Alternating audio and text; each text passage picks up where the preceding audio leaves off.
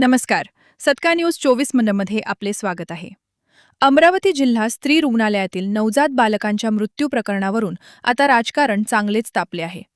शिवसेना नेत्या सुषमा अंधारे यांनी रुग्णालय प्रशासनासह पालकमंत्री चंद्रशेखर बावनकुळे यांच्यावर जोरदार हल्लाबोल केला आहे. व्हेंटिलेटर आणि इलेक्ट्रिकल ऑडिटची कागदपत्रे नसतानाही बालकांना त्या वॉर्डमध्ये का ठेवले असा रोखठोक सवाल करत अंधारे यांनी दोषींवर सदोष मनुष्यवधाचा गुन्हा दाखल करण्याची मागणी केली. दरम्यान आमदार नितीन देशमुख यांनीही पालकमंत्र्यांचा राजस्थानमधील व्हिडिओ दाखवत थेट निशाणा साधला. इथे 3 निष्पाप बालकांचा जीव गेला आणि पालकमंत्री राजस्थानमध्ये पाणीपुरी खात आहेत असा टोला देशमुखांनी लगावला. या दुर्घटनेनंतर दोषींवर काय कारवाई होणार? प्रत्येक महत्त्वाच्या अपडेटसाठी पाहत रहा सत्कार न्यूज 24 मध्ये. आणि 3 निष्पाप बालकांचा मृत्यू झाला आणि 6 बाळ हे जखमी झाले होते. आपण आता पाहणी केली, काय आढळलं, काय सांगा? मी काहीही मांडण्याच्या आधी पहिल्यांदा हे सांगितलं पाहिजे की मी एक आई आहे आणि आई म्हणून दुसऱ्या आईच्या वेदना संवेदना मी समजू शकते. एखादं बाळ जन्माला येतं त्यावेळेला कुठल्याही आईबाबांच्यासाठी त्या कुटुंबाच्यासाठी मोठा आनंद असतो आणि अशा वेळेला एखादं बाळ सकाळी जन्माला येतं, 12 तास त्याचा पुरता आनंद उपभोगला नाही तोपर्यंत ते बाळ अक्षरशः त्याचा होरपळून कोळसा व्हावा, म्हणजे त्याचं वर्णन सुद्धा आपल्याच्याने ती जीभ रेटत नाही की त्याच्या इतक्या वाईट पद्धतीने त्याचा मृत्यू व्हावा. आणि म्हणून शिवसेना उद्धव बाळासाहेब ठाकरे पक्षाच्या वतीने पक्षप्रमुख सन्माननीय उद्धव साहेबांनी या संपूर्ण घटनेची माहिती घेण्यासाठी म्हणून पक्षाच्या वतीने जी टीम पाठवली होती, ज्याच्यामध्ये सन्माननीय आमदार नितीन बापू देशमुख, आमदार गजानन भाऊ लवटे आणि मी आणि आमचे सगळे पदाधिकारी ते उपस्थित आहेत. अपेक्षा अशी होती की या रुग्णालयाकडनं काही माहिती आपल्याला मिळाली. हे फार विशेष आहे की नेमकं आजच इथे मुंबईवरून जी काही चौकशी समिती वगैरे सो कॉल्ड आलेली आहे ती सकाळपासून आलेली आहे असं सांगितलं जाते. तुम्ही माध्यम समोर आहात आणि मागच्या 2-2.5 तासांपासून आम्ही त्या चौकशी समितीतले अधिकारी नेमके कुठे आहेत ते शोधतोय आणि ते अधिकारी काही आम्हाला अजून दिसत नाहीयेत. सापडतील, कुठेतरी मिस्टर इंडिया झाले असतील, सापडतील ते. या सगळ्यांमध्ये जो महत्वाचा मुद्दा होता की व्हेंटिलेटरचं ऑडिट झालेलं होतं का, मला अजूनही मी त्यांना मगाचपासून स्ट्रक्चरल स्टेबिलिटी सर्टिफिकेट मागते जे मला मिळालेलं नाही. मी त्यांना इलेक्ट्रिकल ऑडिट मागते जे मला मिळालेलं नाही. व्हेंटिलेटरचं ऑडिट होतं का तर त्यावर MS चा चार्ज इथे CS यांच्याकडे आहे. मुळात या हॉस्पिटलला MS ची जागाच भरलेली नाही, हे फार वाईट आहे. MS चा चार्ज CS कडे आहे. CS यांना विचारल्यावर ते म्हणतायत की मी वारंवार पत्र दिलेली आहेत. पत्र कुणाला दिलेली आहेत तर पत्र त्यांनी सार्वजनिक बांधकामला दिले ऍज पर रूल. सार्वजनिक बांधकाम विभागाला दिलेलं पत्र आमदार नितीन बापू देशमुख यांनी आता तपासून बघितलं. त्याच्यामध्ये स्पष्टपणे त्यांनी 3-4 वेळा सांगितलंय, स्मरणपत्र देऊन सांगितलंय की साहेब याच्यामध्ये दुर्घटना घडू शकते आणि अशी दुर्घटना घडली तर याला सर्वस्वी तुम्ही जबाबदार असाल.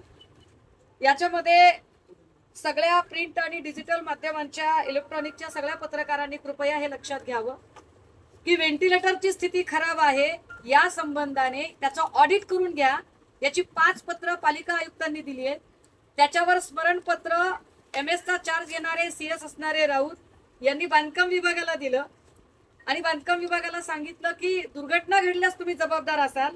याचा स्पष्ट अर्थ हा आहे की दुर्घटना घडू शकते हे CS ना कल्पना होती.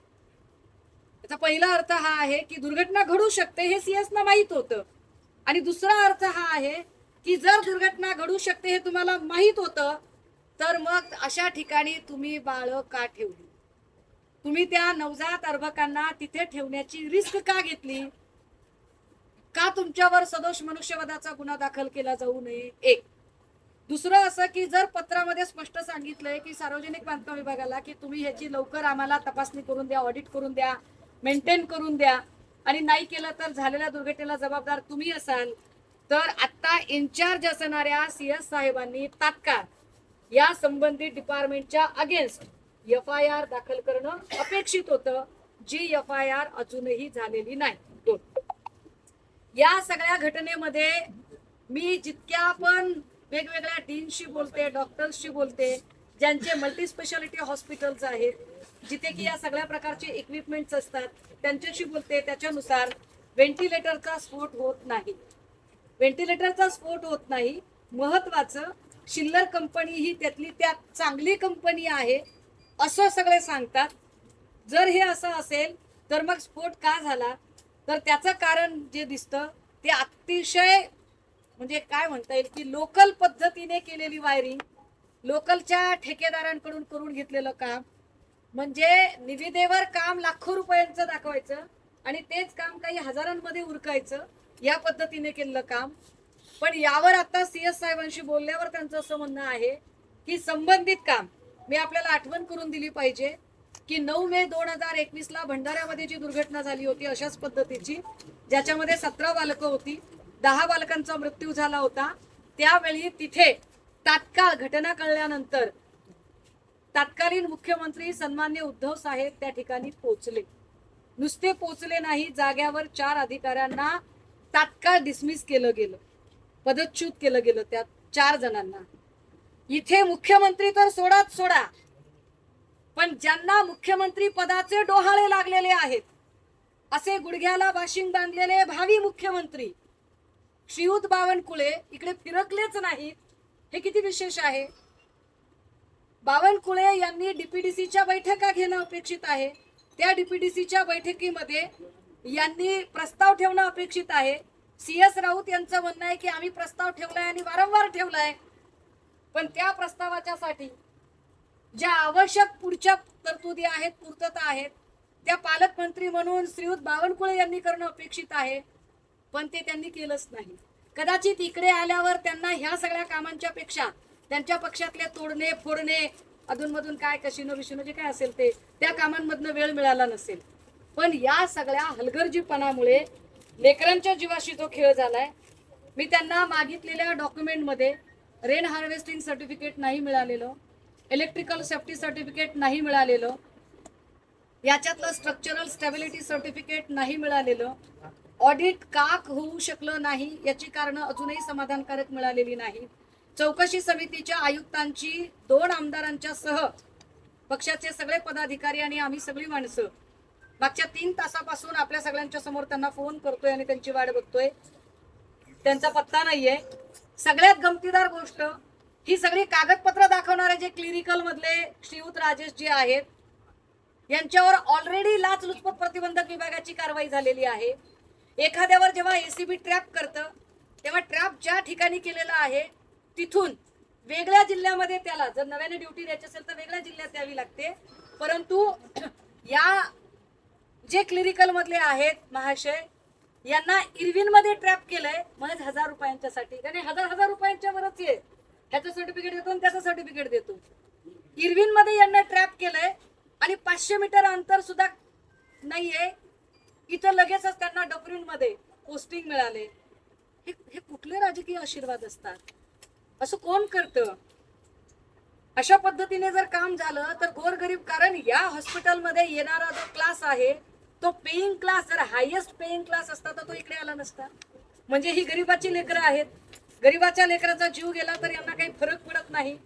बावनकुळेंना पण काही फरक पडत नाही, कारण बावनकुळेंना आता मुख्यमंत्री पद कसं मिळवायचं याच्या पलीकडे दुसरं काहीच दिसत नाही. पण या जीवांची जबाबदारी कोण घेणार? इथे गुन्हा दाखल झाला पाहिजे. ज्यांना घटनेची माहिती असून सुद्धा त्यांनी तिथे बाळं ठेवण्याची रिस्क घेतली, त्यांच्यासह ज्यांना पत्र दिलं होतं सार्वजनिक बांधकाम विभागाची समिती ते, आणि विशेषतः ही सगळी यंत्रणा सांभाळणारी जी मंडळी आहेत यांच्यावर, याच्यातला जी निधीची जी टेक्निकल बाब आहे, की जो निधी उपलब्ध करून दिला जातो डीपीडीसी कडून, ती टेक्निकल बाब नितीन बापू याच्यातनी मांडणी करतील की बावनकुळेंनी काय नेमका घोळ घालून ठेवलाय आणि कशामुळे या हॉस्पिटलची दुरावस्था आहे ते बापू सांगतील. जिल्हा नियोजन समितीमधून प्रत्येक वेगळ्या विभागाला त्याच्या हेडवर तरतूद केल्या जाते. तशी ह्या विभागाला म्हणजे सार्वजनिक आपल्या श्री रुग्णालयाला जवळपास 9 कोटीची तरतूद 9 कोटीची तरतूद म्हणजे नियत्व. दरवर्षी प्रत्येक विभागाचं नियत्व ठरलेले असते, त्याच्यात कमी जास्त होते.